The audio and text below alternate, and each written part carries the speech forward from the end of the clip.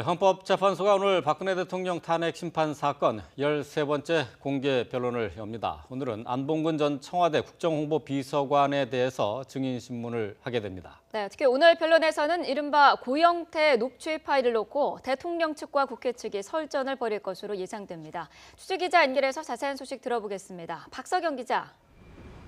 네, 헌법재판소입니다. 네. 잠적설이 돌았던 안봉근 전 청와대 비서관, 무려 41일 만에 헌재에 나오죠. 네, 1시간 뒤인 오전 10시부터 박근혜 대통령의 이른바 문고리 3인방 가운데 한 명인 안봉근 전 청와대 비서관에 대한 증인신문이 시작됩니다.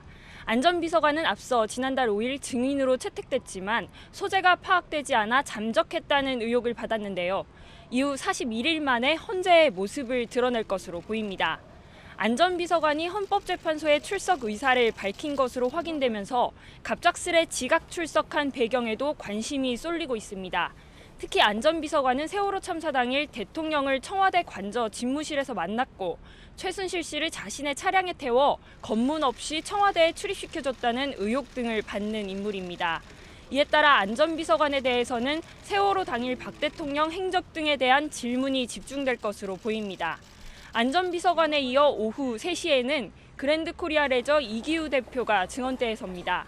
이 대표는 장애인 펜싱팀 창단 이후 최순실 씨의 회사인 WK와 매니지먼트 계약을 맺게 된 경위 등에 대해 진술할 것으로 보입니다. 애초 신문이 예정됐던 김영수 전 미르재단 이사장과 김홍탁 플레이그라운드 대표는 개인 형사재판과 업무를 이유로 불출석 사유서를 제출한 것으로 확인됐습니다. 이에 따라 오늘 증인 4명 가운데 2명이 불출석 의사를 밝혀 오늘 증인신문은 반쪽짜리 증인신문이 될 가능성이 커졌습니다. 안봉근 비서관에 대한 증인신문과 함께 또 논란이 될 것으로 보이는 게 2가지가 더 있죠. 고영태 녹취 파일 그리고 대통령의 헌재 출석. 이것이 관건 아닙니까? 네, 그렇습니다. 먼저 주목해야 할 건 이른바 고영태 녹취 파일의 증거 채택 여부입니다. 대통령 측은 고 씨의 녹취 파일이 탄핵 심판을 뒤집을 만한 핵폭탄급 증거라고 주장하고 있지만 국회 측은 오히려 자신들에게 유리한 증거가 많다는 주장으로 맞서고 있습니다.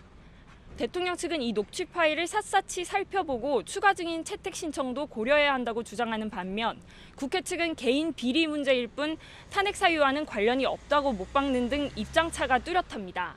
2,000개 넘는 고 씨 녹취 파일이 채택될 경우에는 탄핵 심판 선고 일정에 차질이 빚어질 수도 있어서 헌재가 어떤 결정을 내릴지 더욱 관심이 쏠리고 있습니다. 또 박근혜 대통령의 헌재 출석 여부에 대해 대통령 측이 의견을 밝힐지도 주목됩니다. 앞서 국회 측은 지난 9일 대통령 본인이 직접 나와 탄핵소추 사유에 대해 의견을 밝힐 것인지에 대해 오늘까지 답변해달라 요구했습니다. 하지만 대통령 측은 구체적인 검토를 하지 않고 있다며 직접 출석하기보다는 변론이 더 필요하다고 보는 것으로 확인된 만큼 오늘 변론에서 어떤 입장을 밝힐지 역시 관심사입니다. 지금까지 헌법재판소에서 YTN 박석영입니다.